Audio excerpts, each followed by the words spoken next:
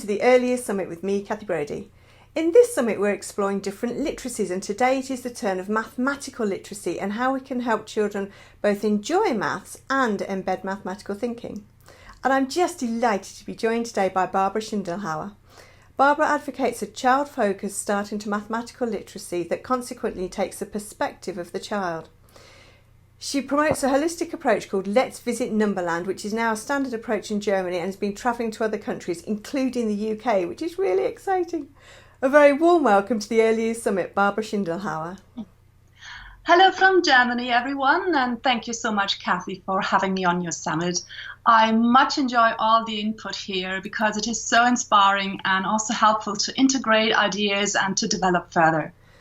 Oh, thank you very much indeed. Well, thank you for talking about mathematical literacy. But let's start there. How would you actually describe mathematical literacy for young children? Well, we all agree on the key importance of language, of literacy for a successful life. And it is much the same with mathematical literacy, because maths is also a language, yet it is a formal language we developed to describe and to handle our world. So it is equally important, and I'm talking the basics here, not high mathematics.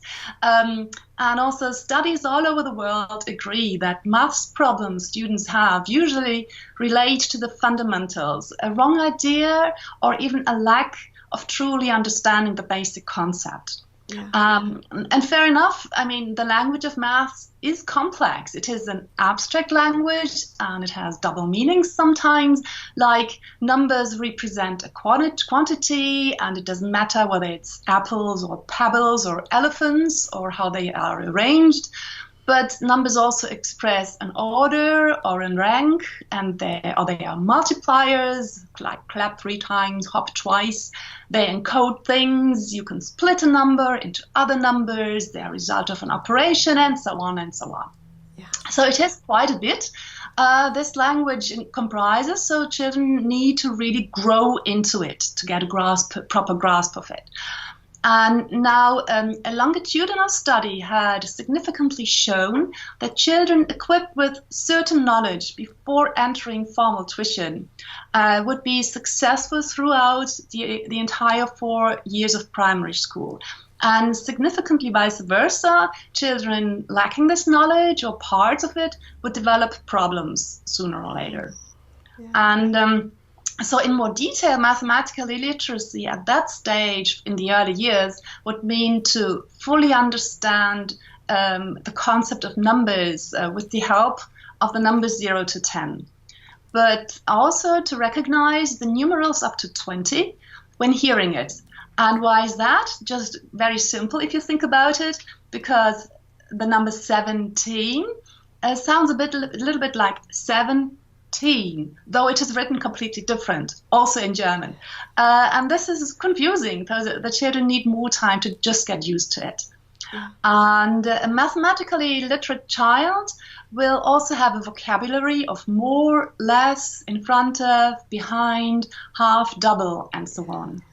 And they are able to use their knowledge and solve problems through reasoning rather than just reciting something. Yeah. Yeah. Wow, there's a lot of things for children to learn there, isn't there? So what sort of challenges do we see with mathematical literacy then? What sort of challenges do children have? Well, I guess the first challenge may be the reputation of maths in itself, which was and is often not the best among adults or older siblings. Like, it's okay not to be good at maths, but it's not cool being bad at sports. Not at all. True. And we may pass on this attitude to our children or just avoid it rather than indulging in all the beautiful maths around us and share with our children who really want to. And a remedy for this reputation may just be the main challenge, because the main challenge is to build a solid bridge from the mathematical understanding we are born with over to mathematical literacy. And this literacy enables a successful math career then. And this then in the end may lead to a better reputation. But back to the bridge. A toddler with 1 biscuit here and 3 biscuits there will always go for the more biscuits, because we have already this inborn understanding of more. On this side of the bridge, the world is emotional, it is imaginative, everything is alive. It is all about exploring and learning through play, about experiences with the entire body. While abstract thinking and abstract language we want to learn in the end, but this abstract thinking will only develop over time. So we all build our individual bridge from this inborn understanding over to that formal language of maths that we developed at some time. But the bridge will always be very individual, because we are all individuals. We are all different. Our experiences, our inner pictures, what we like, it's all individual. So to stay in the picture, lacking bricks in that bridge, or non-suitable ready-made parts, or rushing on while the mortar has not yet hardened, will inevitably lead to an unstable or incorrect number concept.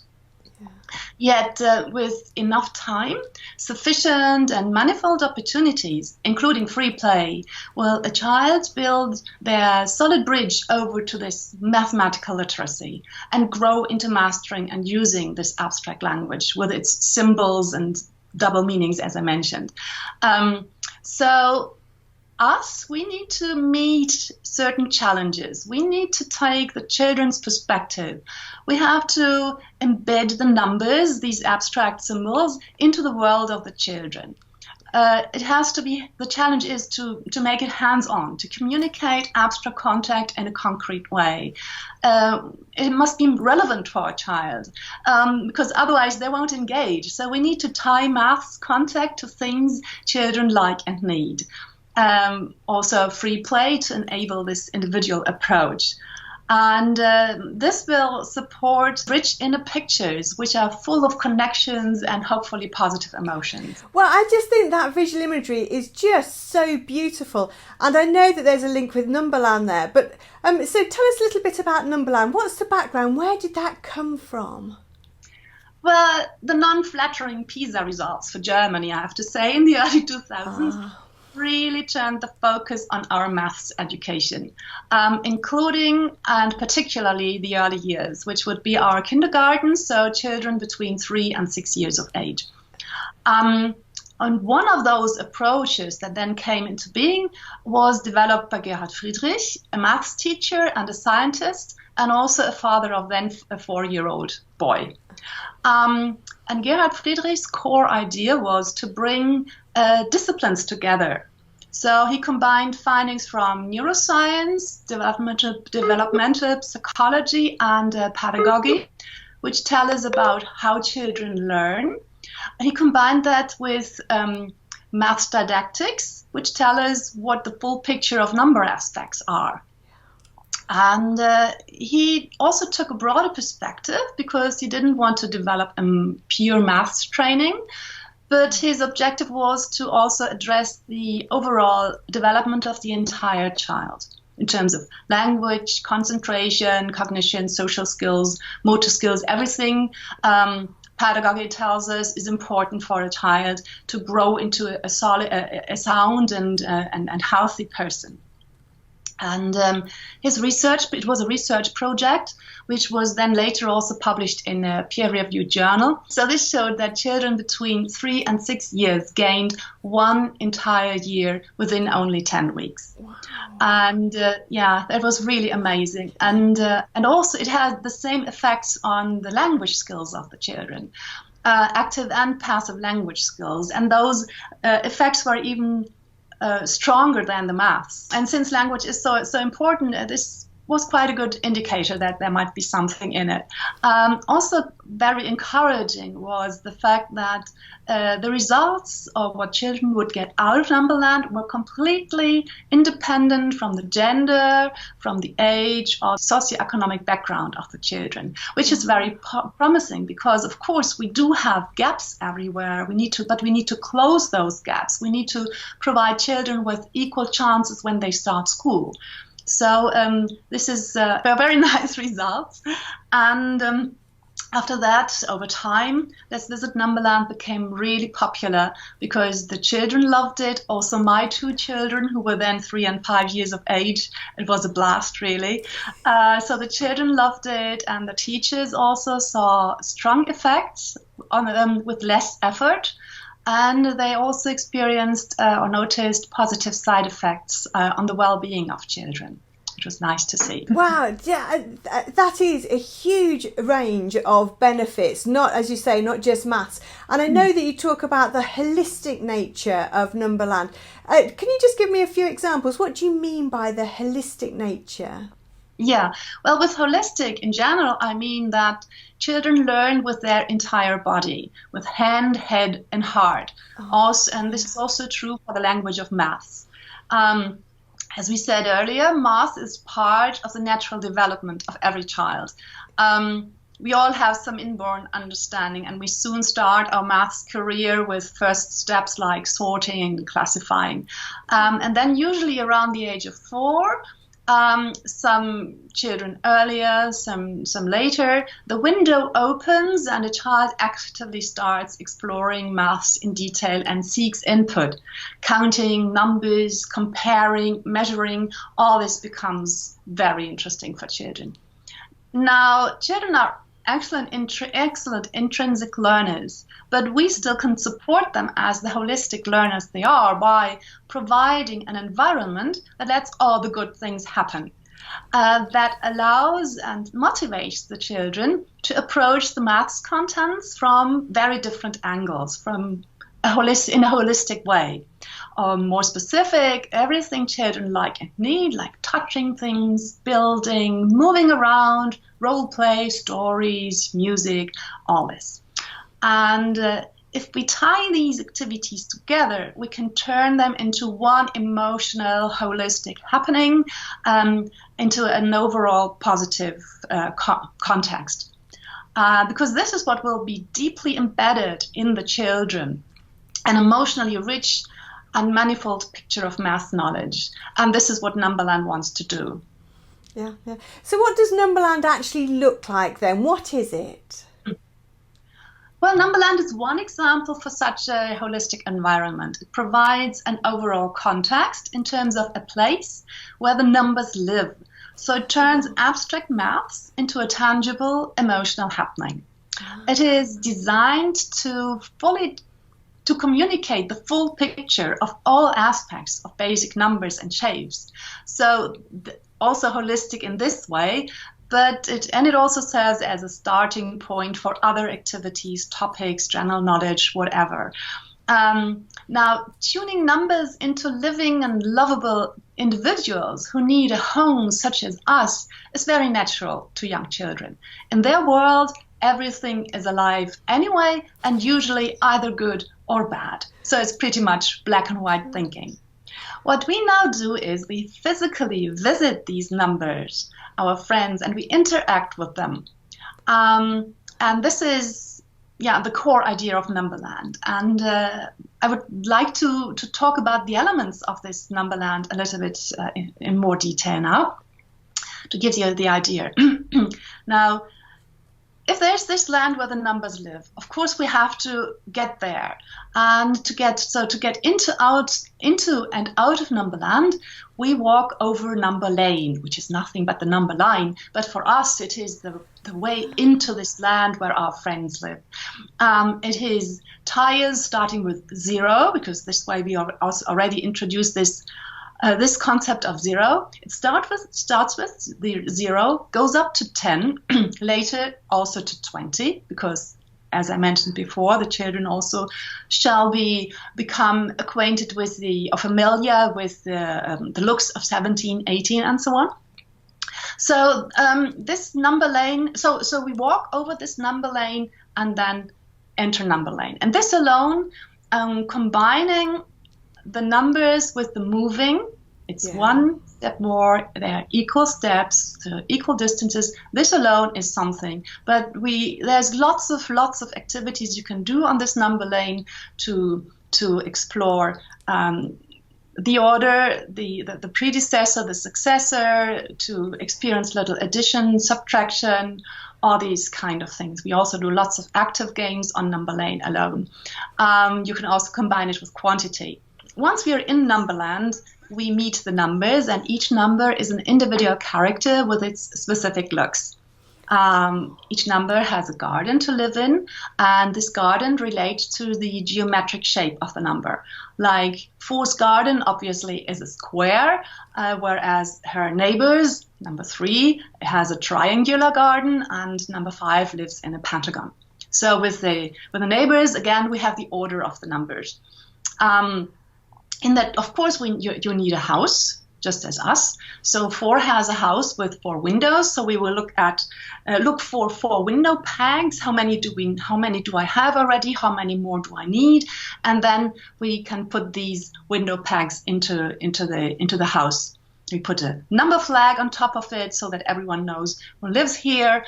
And as of number 5, the houses become a duplex. And why is that? We have number 6 lives in a house that has 5 windows and 1 window, because this way the children can build on the concept 1 to 5, and also we have 5 fingers on one hand, and then with the knowledge 1 to 5, they can move on and build the houses for the number 6 to 10. So again, on these houses, we will see it will be one window more each. Or each number likes to have a look around in this number town, so the children can build a nice tower from 4 blocks, which represent a quantity. And these blocks can also be placed into each corner, so we have the one-to-one correspondence. And if you put those blocks on top of each other, or those towers next to each other, you can see how they also grow by 1 each. As a passionate gardener, really, 4 and also all the other numbers has a flower bed where the children can plant flowers or carrots or potatoes and talk about how they did it. And this flower bed, again, is an idea very close to their child, but they do nothing but represent the 10 frame, just another representation of quantity, of partitioning, it helps subitizing, and also the number bonds. When we talked about the houses, how number 6 has 5 plus 1 windows, this is also about helping children to subitize, because we can grasp quantities up to 5 quite well, so the children can see, okay, these are 5 windows, how many more do I need for house number 8 or something like that. The flowers for the flower bed may come from a flower meadow that is 10 by 10 large. And there, again, the children can explore quantities or patterns and number bonds. And we can pretend that the children pick the flowers or even buy on the meadow, or even buy them from the meadow, so bring in some money, and maybe we deliver these flowers to the garden with a little lorry or something like that. So you see, you can really turn building these gardens into a nice little role play. Yeah, the four neighbors, 3 and 5, as I think I said already, are the predecessor and the successor, obviously, who have 1 less, respectively 1 more each. So with these elements already, the children have quite a lot to do, and they communicate with each other, they help, they challenge each other, but they also have to reason why they're doing it like this or why it looks like that. So quite a lot to do what children like. Now we can expand a little more and bring in more elements into these gardens, whatever we like, in fact, as long as it matches the number. This will depend on the age of the children or the capabilities, but it could be a set of chestnuts, pebbles, counters, cars, also arranged however the children like, because again, this is 4 is 4 and it doesn't matter how it is arranged. Much fun is toys, like a toy horse could also be allowed into 4's garden. And why is that? Because it's a 4-legged animal. You see how the language comes in here. especially for children for whom English or German is a second language. It's very, they can of course they can already take part, although they may not have the language yet, but they can point to the four legs of the horse. Now, this toy horse could of course also graze in other gardens as well, such as number 1's garden, because it's one horse, or 2's because it has 2 ears, and I claim even in number 5's garden because it has 4 legs plus 1 tail. So as long as I can reason, I can have it in whatever garden I want to. And the children enjoy this truly a lot, especially when they're encouraged to find items themselves and are then challenged to reason. We can also address certain topics, such as uniqueness in the context of number 1, or general knowledge. Imagine a bee that we could be introduced in the context of number 6, because it has these hexagon honeycombs, it has 6 legs like any insect does. So we could move on to beetles and do all those songs and creative activities and active games that we know about these beetles or bees.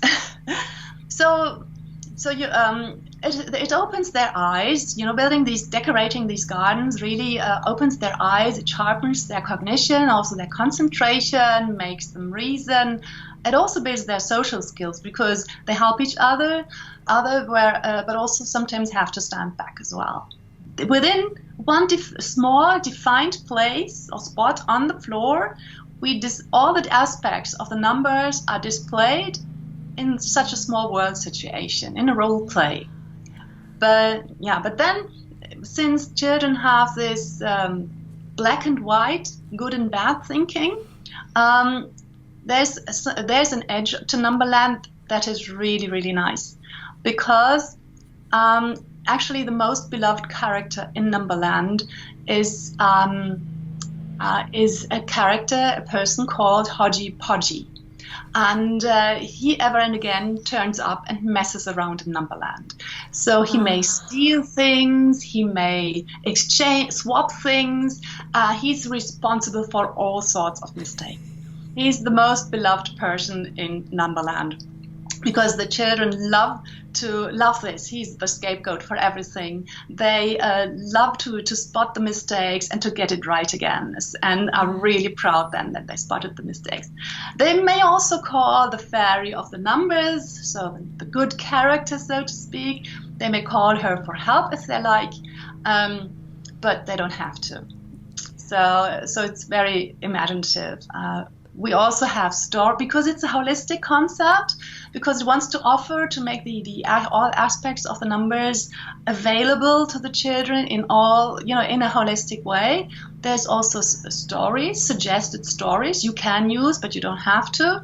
But children love stories in general. So, for example, number 4 has caught a cold, that poor thing. So she's being cured with a herbal tea from 4 pieces of 4 different herbs picked from our rectangular garden, and with 4 spoons of honey and all these things, she will be cured. So in that style, there's a story to each number the children can then listen to, or even turn into a role play as well. Also, we do have songs, because music is ever so wonderful for body, mind, and soul. So there's a song to each number, as well as a refrain or a chorus. Some music you can play at the beginning of such a Numberland visit, and also at the end, so to frame such a Numberland episode. And last but not least, each child loves to have a little book of numbers, which is nothing but a little folder where you can collect all the creative arts that you would do over such a Numberland project. Yeah. So it's really highly treasured by the children, with collecting artworks, activity sheets, or whatever comes up during a project. Yeah. Well, I love the idea that you've got that emotional connection to numbers, and they've actually got that they're actually characters. I just think that's lovely. I mean, you've spoken a little bit there, but how would you actually do a session? Is there a formal way of doing a Numberland session? Not at all, Kathy. Not at all. On the contrary, it's not a strict program that we must follow, because this would be contradictory to the way children go about things. It is more a red thread within an open yet structuring frame, both for the teachers who of course, somehow guide the children, and also for the children themselves, with a lot of room for co-creativity and own ideas. Yeah. And I can say that in 15 years of training teachers and accompanying projects, I've seen many different ways of going about Numberland, always according to the individual needs, to the objectives, and to the circumstances, or according to the twist the children gave it. But that's what we want, and what we can also allow at this age, so we don't have to rush through a strict program. So to give you an idea how to go about Numberland, so typically we will embark on a weekly trip to Numberland, visit the number of the week for about an hour or less, and then relate to this number of the week during the week whenever appropriate.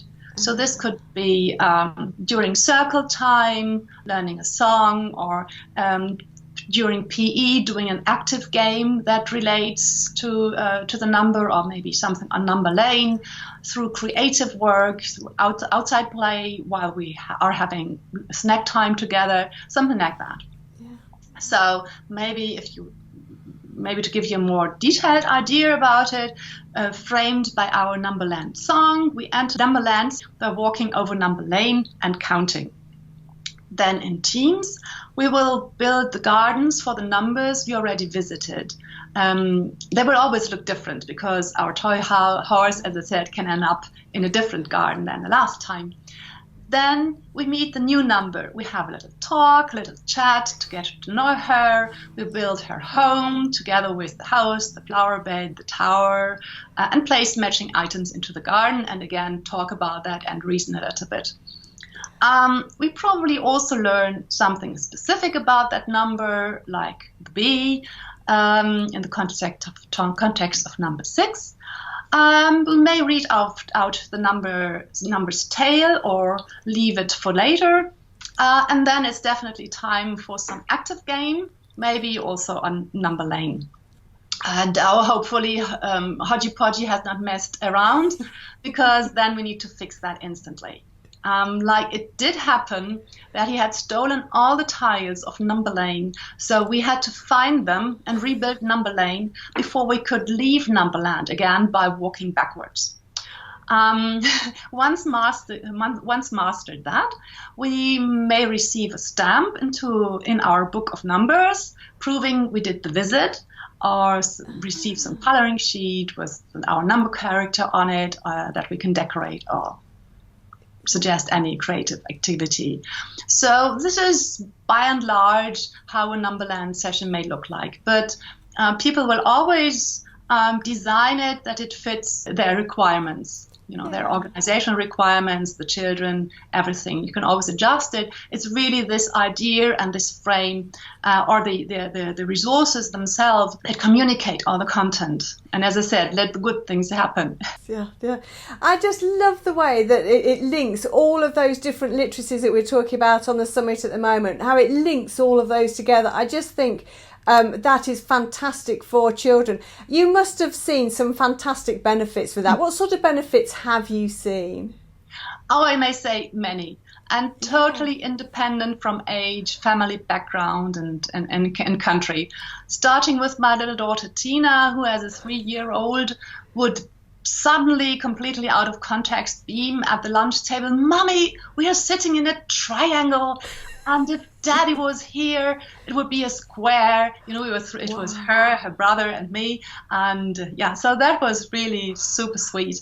Yeah. Or my son Tom, He was not at all into drawing, into fine motor skills, but because it was about his beloved Numberland, he really got into neatly coloring his numbers, and he would draw pictures like a Numberland Christmas tree and things like that. Yeah. And so one can say, I think this shows, and you can really say that this really simple Numberland idea truly absorbs children and supports or even triggers maybe all these self-educating processes we want. And Numberland helps to organize the input that the children get in their daily play. Because, of course, there's lots and lots of fantastic resource and input. But it needs to be organized, and if we link it emotionally, then it has this superpower, so to speak. And Numberland also paves the ground for more. It seems to open children for further projects and activities. I've seen many children after a Numberland project really engaging in maths games and activities they had not been interested in before. So it can really be an opener. It seems to be a valuable interim step. And overall, the children really benefit from a sound preparation for school, but also as a person. It does close gaps and contributes to equal chances at school. For example, in one of our industrial cities, with its many social issues, I've seen boys who were completely turned around. Rather than bringing the action figures in the morning and going boom, boom all the time and just being a pain, they would be really focused and also play Numberland nicely together. And the primary school in the neighborhood gave the feedback that the children had changed a lot. They knew more, the language was there, also the self-esteem and the motivation to learn. So this is really very heartwarming, and it is so important to get the beginning right. The teachers also speak of a strong integrative power of Numberland, because imagine our migrant or refugee children who usually have no German in the beginning. They can immediately relate to Numberland and participate. Because, of course, they understand everything. They just don't have the language yet. But because we're using all these concrete things, we can, while playing, just use the language. I also remember this Albanian boy, really shy, and everybody was worried he might not make it into year one. But when Numberland started, he virtually exploded and even became top of the group. And it was so nice to see. It's also like physical activity when you maybe lay out a figure 8 on the floor and ask the children to walk along this figure 8. Yeah. Well, I think there's some really good examples there, and you've touched on something I just want to return to as well, that this lays some really good foundations for school, doesn't it? How does that help? Because this is a very early years sort of thing, isn't it? Very young children. You wouldn't be doing this with further up the school, but how does that lay foundations for later school?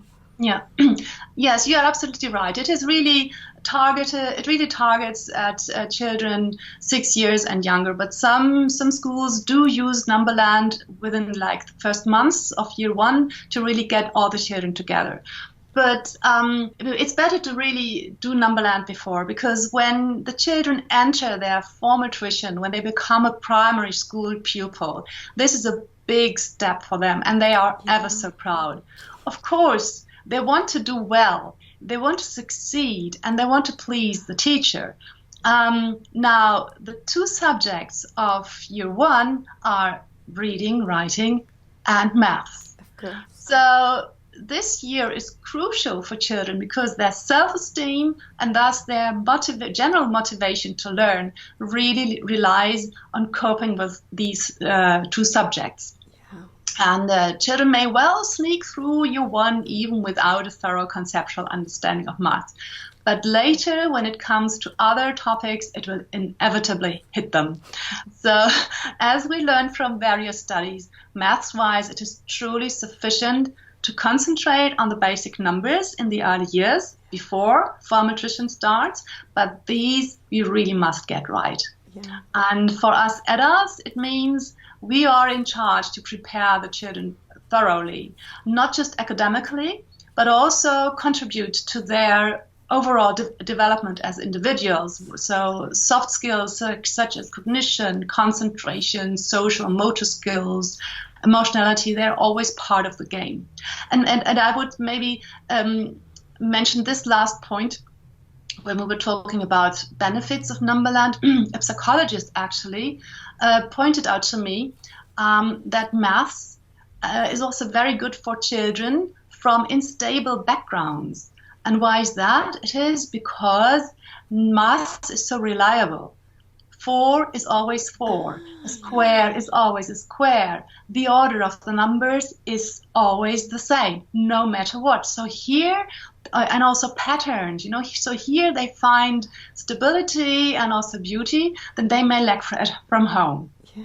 You know, so I thought that was a very, very interesting and important point, which I didn't want to miss mentioning. No, absolutely. Well, and I think that is so true, isn't it? Because as you say, that's the whole beauty of it, isn't it? That it is regular and you know what's going to be happening with maths. 2 and 2 is always going to be 4. Wow, that is fantastic. So many interesting things to think about there. And as you say, it's so many, it joins so many different areas of literacies together. It just brings everything together there, Barbara. So how can people find out more about Numberland? Where can they go to have a look at this? Well, of course, there's a website to look at. It's numberland.net, and with all information and everything available around Numberland, such as publications, resources, trainings, anything. Also, there's an English handbook. Looks like that, with all the background information and suggestions on how to go about Numberland. Includes many practical ideas, tales and songs on a CD. And it's available on my website, but also on Amazon UK. And I can't miss the opportunity to say that the English book is a translation of our German handbook, which has been printed over 60,000 times since it was first published in 2004 and is still running. So that's quite a wonderful thing. That is an achievement and a half. That's just fantastic. Wow. Yeah. So and also you find my contact details on my website, because I would really love to invite everyone who would be interested to get directly in touch, because I would love to share. I really like to share this concept because it's so easygoing. Really, you don't have to make a major effort, but you can get a lot out of it. And so I would really like to network, also to develop things further. So that would be. I would really like to extend that invitation. That's fantastic, and you will find links that go along with in the words that go along with this video, so you can click through and do that straight away. Well, just such a lovely idea. I love the idea of number 4 being poorly and having to find 4 things, and I just think it's a whole beautiful concept. I know that children will love it. Barbara Schindelhauer, thank you so much for joining us on the Early Years Summit and explaining all about Numberland and some of those really great mathematical literacy ideas. Thank you very much indeed. Thank you so much again, Kathy. Thank you. Bye-bye. Tschüss. And I welcome everybody to the next session on the Early Years Summit.